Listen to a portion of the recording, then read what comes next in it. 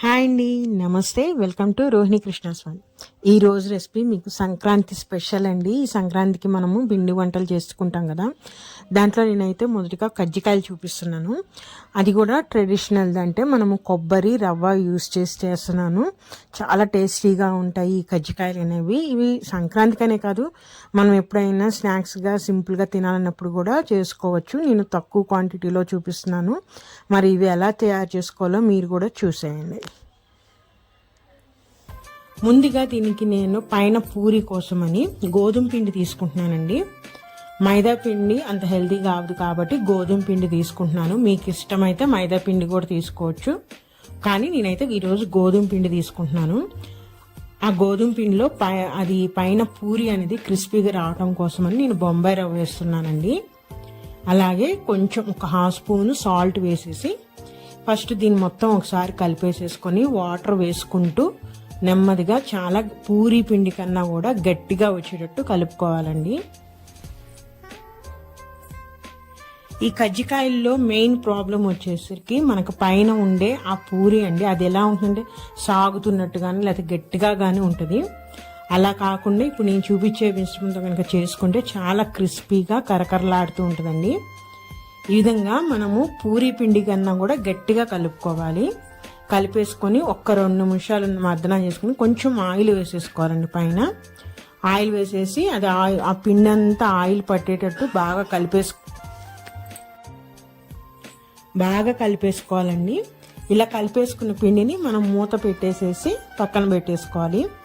ఎందుకంటే గాలి కనుక వచ్చి పిండి ఎండిపోయిందంటే మన పూరి అనేది క్రిస్పీగా రాదు, ప్లస్ అది విరిగిపోతున్నట్టు వస్తుంది. అందుకని మనం ఇలా బాగా కలిపేసుకున్న తర్వాత దాని మీద కవర్ చేసేసాలి, ఒక ప్లేట్ కానీ లేకపోతే ఒక వెట్ క్లాత్ ఏదైనా వేసేసి మనం పక్కన పెట్టేసుకోవాలి. ఆ లోపు మనకి నానుతా ఉంటుంది పిండి. ఈ లోపల స్టఫింగ్ కోసమని నేను ఒక ఫ్రై పాన్ పెట్టేసుకున్నాను. దాంట్లోకి ఒక గరిట నెయ్యి వేసుకున్నానండి.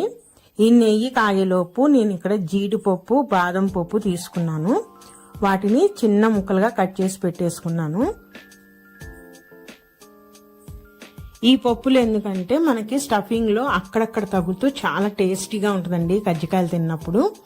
ఇది ఆప్షనల్లే, మీకు ఇష్టమైతే వేసుకోవచ్చు, లేకపోతే లేదు. కానీ వేసుకుంటే గనక మనం తినేటప్పుడు అక్కడక్కడ తగులుతూ చాలా బాగుంటుంది. ఇవి నెయ్యిలో ఎంత జస్ట్ ఒక 2 మినిట్స్ ఆ కలర్ కూడా చేంజ్ అవ్వకుండా మనము ఆ నేతిలో వేయించేసుకొని ఒక ప్లేట్లోకి తీసేసుకోవాలి.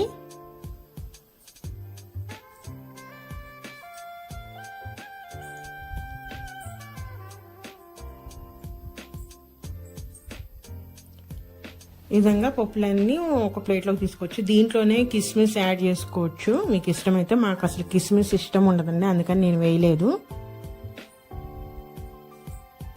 ఇప్పుడు అదే ప్యాన్లో అదే నెయ్యిలో ఇప్పుడు నేను ఇక్కడ రవ్వ తీసుకుంటున్నానండి. కొలతలు అని చెప్పా కానీ నేను ఇప్పుడు మీకు చూపిస్తున్న ఈ కప్పుతో నేను అన్ని కొలతలు చెప్తున్నాను. ఈ కప్పులో సగం కప్పు నేను బొంబాయి రవ్వ తీసుకుంటున్నానండి.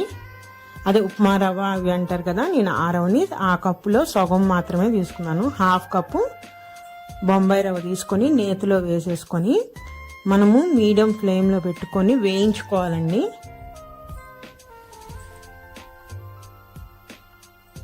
రవ్వ మాడిపోకుండా మంచి స్మెల్ వచ్చే వరకు మనము బొంబాయి రవ్వని వేయించుకోవాలి. హై ఫ్లేమ్లో పెట్టేయకూడదు, తొందరగా మాడిపోతుంది బొంబాయి రవ్వ. సో సిమ్చి మీడియం లోపల పెట్టుకొని మనము ఒక 2 మినిట్స్ పాటు బాగా వేయించుకోవాలి.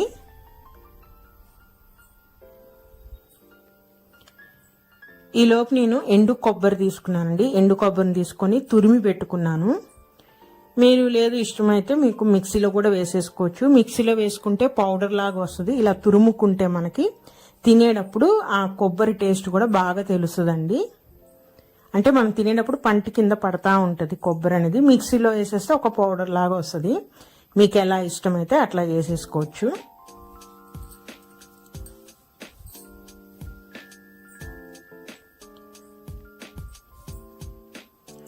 కొబ్బరి వచ్చేసరికి అరకప్పు బొంబాయి రవ్వ తీసుకున్నాం కదండి, కొబ్బరి వచ్చేసరికి 1 కప్పు వేసుకోవాలి. సరే, అదే కప్పుతో నేను 1 కప్పు ఎండు కొబ్బరి అది తురుముకున్నదండి, అది తురుమింది వేసేస్తున్నాను. ఇది కూడా మనము బొంబాయి రవ్వతో పాటు ఈ ఎండు కొబ్బరిని కూడా వేయించాలన్నమాట. ఎండు కొబ్బరి అనేది చాలా తొందరగా వేగిపోతుందండి, అందుకని బొంబాయి రవ్వ మొత్తం వేగిన తర్వాత మనం ఈ ఎండు కొబ్బరిని వేసేసి సిమ్లోనే పెట్టుకొని ఫ్రై చేసుకోవాలండి. అది కూడా కొంచెం లైట్గా కలర్ చేంజ్ అయ్యే వరకు మనం వేయించుకోవాలి. మనకు తెలుసుదండి, ఎండు కొబ్బరి కనుక వేగిపోతే మనకు మంచి స్మెల్ వస్తూ ఉంటుంది, ఎండు కొబ్బరి స్మెల్ అనేది. ఆ స్టేజ్ వచ్చి కొంచెం లైట్గా కలర్ చేంజ్ అవ్వగానే మనం ఇంకా ఆపేసుకోవచ్చు గ్యాస్ అనేది.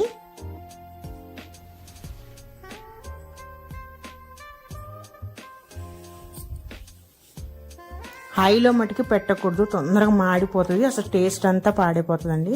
చూసారా, ఈ విధంగా లైట్గా కొంచెం కలర్ చేంజ్ అయిపోవాలి. ఇలా స్టవ్ ఆఫ్ చేసేసి ఇప్పుడు దీంట్లోకి నేను పంచదార అండి, బొంబాయి రవ్వ అయితే ఎంతైతే తీసుకున్నానో అంతే పంచదార వేస్తున్నాను. అంటే ఈ కప్పుతో సగం పంచదార వేస్తున్నాను. పంచదార కూడా నేను స్టవ్ ఆపుగానే ఆ వేడిలోనే వేసేస్తున్నాను మిశ్రమంలో. ఈ విధంగా వేయటం వల్ల ఏంటంటే ఆ పంచదార అనేది బాగా దాంట్లోకి కరిగి సెట్ అయిపోతుందండి. అలానే యాలకులు కూడా నేను ఒక 4 తీసుకొని దంచేసుకొని అది కూడా కలిపేస్తున్నాను. లేదు మీకు ఇలా ఇష్టం లేకపోతే పూర్తిగా చల్లారిపోయిన తర్వాత రవ్వ కొబ్బరి మిశ్రమం దానిలోకి ఈ పంచదారని మిక్సీ జార్లో తీసుకొని దాంట్లోనే యాలకులు కూడా వేసేసుకొని పౌడర్ లా చేసేసుకొని కలుపుకోవాలండి. అలా పౌడర్ కనుక వేసుకునేటట్టయితే ఈ కొబ్బరి మిశ్రమం అనేది బాగా చల్లారిపోవాలి. చల్లారిపోయిన తర్వాత మాత్రమే పౌడర్ వేసుకోవాలి. లేదు ఇప్పుడు నేను ఇందాక చూపించినట్టు వేస్తే మనం వేడి మీద గుండగానే వేస్తే పంచదార అనేది ఆ వేడికి కరిగి బాగా సెట్ అవుతుంది. అలానే దానిలోకి జీడిపప్పులు బాదం పప్పు ఇందాక వేయించాం కదా అది కూడా వేసేసి కలిపేస్తున్నాను మొత్తము.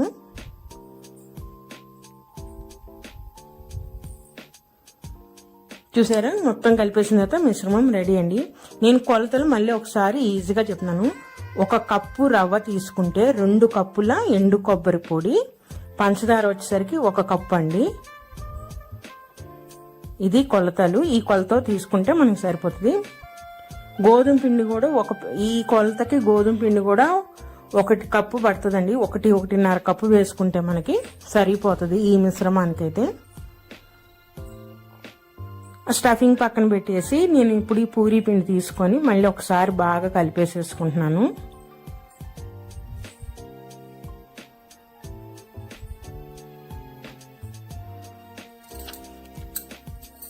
కలిపేసేసుకొని మనం చిన్న చిన్న పూరీ సైజ్ తీసేసుకోవాలండి. ఫస్ట్ ఉండలు రెడీ చేసి పెట్టేసుకుంటున్నాను నేను.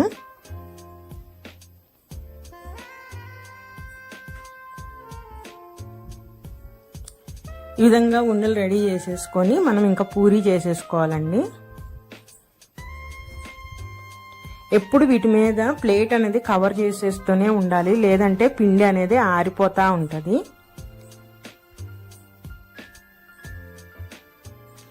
ఇవి వచ్చేసి కజ్జికాయల గిద్దలు అంటారు కదండి, అది కజ్జికాయలు చేయటానికి దీంతోనే కజ్జికాయలు తయారు చేస్తాం కదా.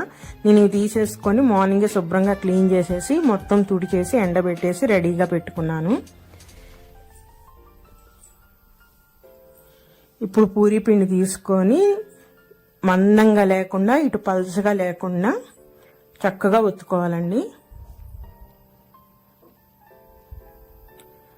అలా చేసిన ఆ పూరీని మనం కజ్జికాయల గిత్త మీద వేయాలి. ఫస్ట్గా పొడి పిండితో నేను వీడియోలో చూపిస్తున్నట్టుగా అంచులంతా పొడి పిండి రాయాలండి. దీనివల్ల పూరి అనేది ఆ దానికి అంటుకోకుండా ఉంటుంది.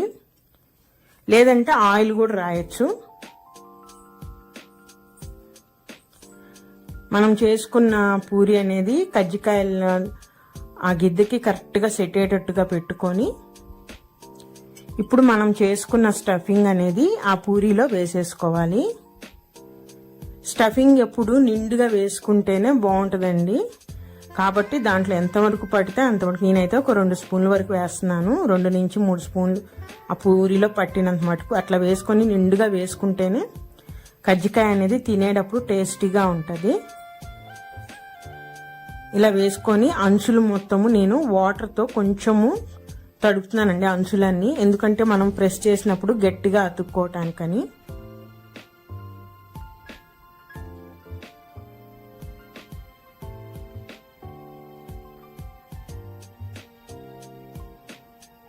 చూసారా, ఆ విధంగా కలిపేసేసుకొని గట్టిగా ఒత్తేసుకోవటమే.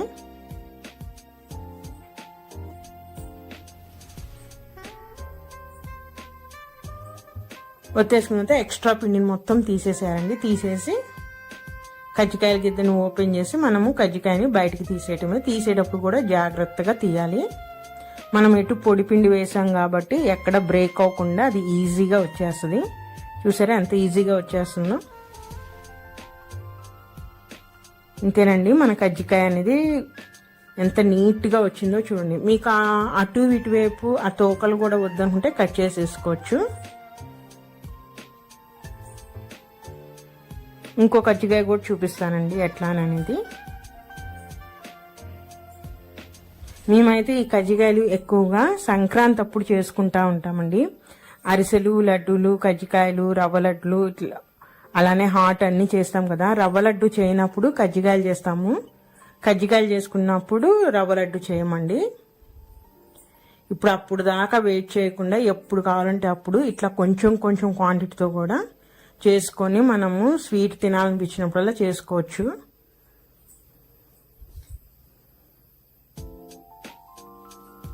అంచులకి అట్లా కొంచెం ఆయిల్ రాయాలండి. వాటర్ రాసేసి మనము గట్టిగా ఒత్తేయాలి. ఎక్స్ట్రా పిండిని తీసేసి మనం కజ్జికాయ ఓపెన్ చేయటమే.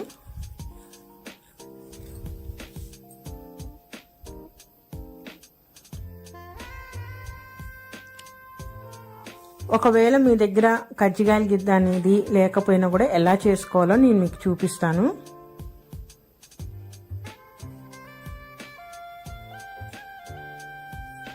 మామూలుగా పూరీలాగా చేసేసుకొని మనము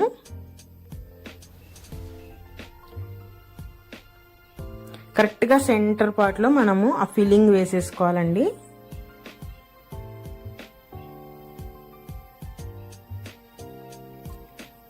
స్టఫింగ్ మొత్తం కూడా ఆ సెంటర్లో వచ్చేటట్టు చూసుకొని పూరి అంచులు మొత్తము వాటర్ రాసుకోవాలి. ఈ విధంగా వాటర్తో తడుపుకుంటే అంచులన్నీ మనము క్లోజ్ చేసినప్పుడు బాగా అతుక్కుంటాయి. ఈ విధంగా వీడియోలో చూపిస్తున్నట్టు అలా క్లోజ్ చేసేసి ఇప్పుడు దాని మీద మనము ఫోర్క్ తీసుకొని అంచులు మొత్తము ఇట్లా గట్టిగా ఒత్తినట్టుగా మనము ఇట్లా వరుసగా నీట్గా లైన్గా అట్లా ఒత్తుకుంటూ రావాలండి. దీనివల్ల అంచులు అనేవి మొత్తం క్లోజ్ అయిపోతాయి.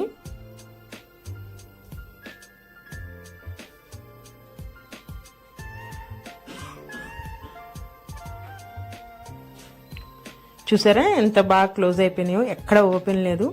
ఒకవేళ ఇది కూడా లేదు మీ దగ్గర, ఇలాంటి స్పూన్ ఉన్నా సరే మనము కజ్జికాయలు చేసుకోవచ్చు. చూసారా ఈ చివరన దీనికి రోలర్ లాగా ఉంటుందండి. దీనితో మనము ఇందాక ఫస్ట్ వాటర్తో తడిపి అంచు క్లోజ్ చేసాం కదా, అలా క్లోజ్ చేసేసి ఈ స్పూన్తో రౌండ్గా కనుక కట్ చేస్తే ఎడ్జెస్ అన్ని అతుక్కుపోతాయండి. ఆ స్పూన్ కూడా కజ్జికాయలు కట్టరే అంటారు దాన్ని, ఎందుకంటే ఇటువైపు స్పూన్తో స్టఫింగ్ వేసుకోవచ్చు, వెనకాల వీల్తో కట్ చేసుకోవచ్చు మనము. చూసారా నీట్గా వచ్చేసింది కదా. ఈ విధంగా నేను అన్నీ రెడీ చేసేసుకున్నానండి. నాకు మొత్తం ఒక 10 కజ్జికాయల వరకు వచ్చినాయి. ఇప్పుడు ఆయిల్ పెట్టేసేసుకొని ఆయిల్ హీట్ అవ్వగానే మనం ఈ కజ్జికాయలు వేసేసుకోవాలి. ఆయిల్ కూడా హై ఫ్లేమ్లో పెట్టుకోకూడదండి, మీడియం ఫ్లేమ్లో పెట్టుకొని ఆయిల్ని బాగా హీట్ అవ్వనివ్వాలి. హై ఫ్లేమ్లో మటుకి పెట్టుకోకూడదు. హై ఫ్లేమ్లో పెడితే పైన పూరి అనేది మనం హై ఫ్లేమ్లో పెడితే ఇట్లా తొందరగా కలర్ మారిపోతుంది కదా, అలా కాకుండా మీడియం ఫ్లేమ్లో పెట్టుకోవాలి. కానీ ఆయిల్ మటుకి బాగా హీట్లో ఉండాలి.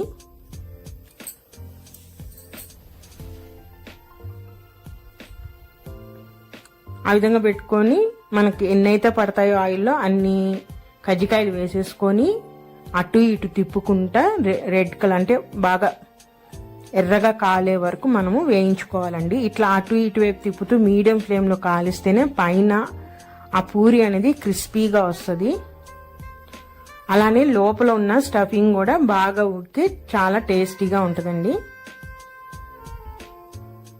తొందరగా అయిపోవాలని మనం మటుకి హై ఫ్లేమ్లో మటుకి పెట్టకూడదు.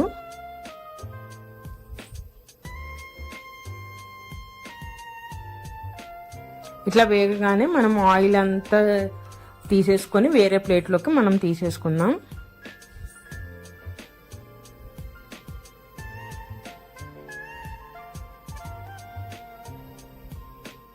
ఫస్ట్ వాయేప్పుడు కొంచెం టైం పడుతుందండి అది వేగటానికి. సెకండ్ వాయి వేసేసేప్పుడు చాలా తొందరగానే అయిపోతుంది, ఎందుకంటే ఆయిల్ అనేది బాగా హీట్ ఎక్కువ ఉంటుంది కదా. ఒకవేళ బాగా హీట్ ఎక్కువైపోయి మనం వేయగానే పూరి కలర్ కనుక చేంజ్ అవుతుంటే మనము ఆ హీట్ని తగ్గించేసుకోవాలండి. 1 నిమిషం పాటు సిమ్లో పెట్టేసుకుంటే హీట్ తగ్గిపోయిద్ది. అప్పుడు మళ్ళీ మీడియం ఫ్లేమ్లోకి పెట్టేసుకొని మళ్ళీ మనం కజ్జికాయల్ని అటు ఇటు తిప్పుతూ వేయించుకోవాలి. చూసారా, ఈ విధంగా ఎర్రగా వచ్చే వరకు వేయించుకోవాలి.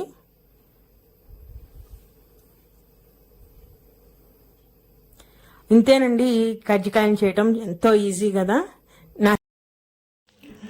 మరి ఈ సంక్రాంతికి మీరు కూడా ట్రై చేయండి ఈ కొబ్బరి రవ్వ కజ్జికాయలు అనేవి. మరి ఇదేనండి ఈరోజు వీడియో. అయితే నా వీడియో కనుక నచ్చితే ప్లీజ్ సబ్స్క్రైబ్ మై ఛానల్, అలానే లైక్ చేయండి. మరొక మంచి పిండి వంటతో ఈసారి మళ్ళీ వస్తాను. ఉంటానండి, బాయ్.